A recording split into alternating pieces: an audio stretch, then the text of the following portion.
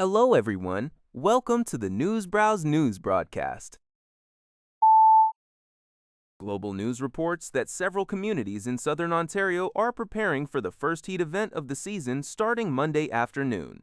Environment Canada has issued a yellow heat warning for regions including Toronto, Barrie, Chatham-Kent, Sarnia, and Woodstock. Daytime temperatures are expected to reach close to 30 degrees Celsius, but with humidity, it will feel more like 36 degrees Celsius. Overnight lows are forecast to be between 18 and 20 degrees Celsius. The heat event is projected to conclude by Tuesday night, with seasonal temperatures returning midweek. Environment Canada urges residents to take precautions to protect themselves and others from extreme heat, advising them to check on older adults and individuals living alone multiple times a day. Symptoms of heat exhaustion, such as headache, nausea, dizziness, thirst, dark urine, and intense fatigue, warrant immediate action to stop activity and drink water. The City of Toronto has also issued its first heat warning and extended hours at civic centers to provide cool spaces. The Italian Day Festival Society in Vancouver is urgently seeking a one-time emergency grant of $60,000 from City Hall to avoid a scaled-back event this year.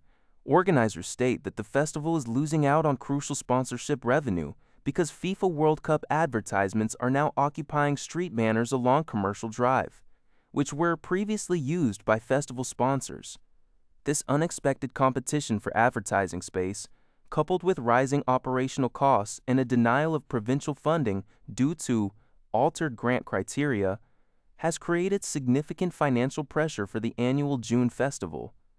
Melissa DiGenova, president of the society, emphasizes the importance of this investment to navigate the unique circumstances of activating during FIFA's presence. Without the requested funding, many popular free attractions, such as pasta-eating contests, human foosball, and concerts, which typically draw hundreds of thousands of attendees to the free all-ages event, would have to be cut. The Society remains hopeful that this year's event will survive despite future years being in jeopardy. The request for funding will be presented to the Vancouver City Council next Wednesday. This update comes from City News Everywhere.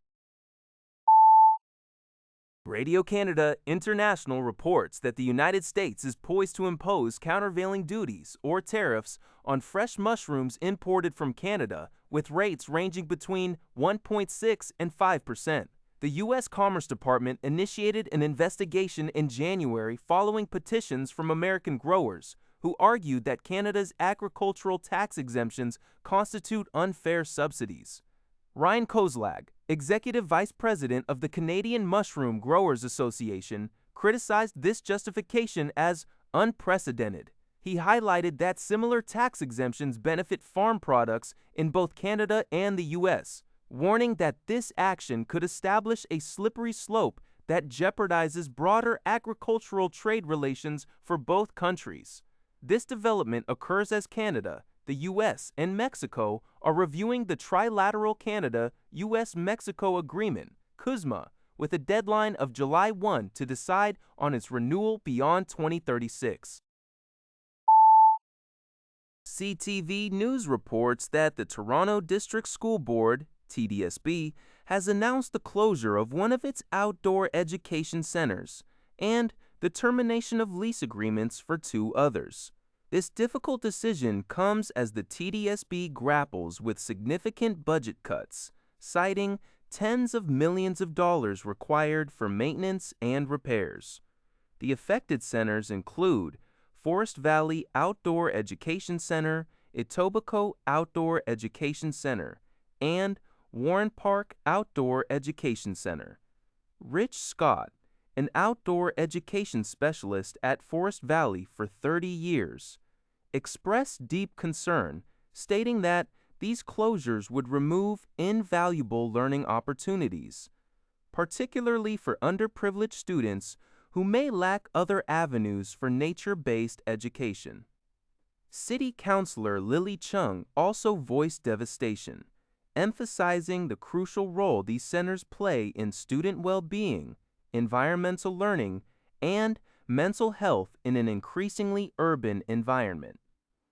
Two other in-school programs, the Toronto Urban Studies Centre and the Island Nature Science School, will also be impacted, and 218 jobs will be lost. Monocliffs and Hillside Outdoor Education Centers will remain operational. The Canadian press reports that seasonal allergies, from hay fever to hives, are worsening across Canada due to a significant increase in pollen.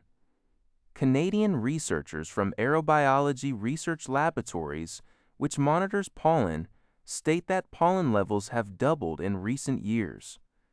They attribute this exacerbation largely to climate change, leading to longer warm weather periods and, consequently, more pollen released into the air.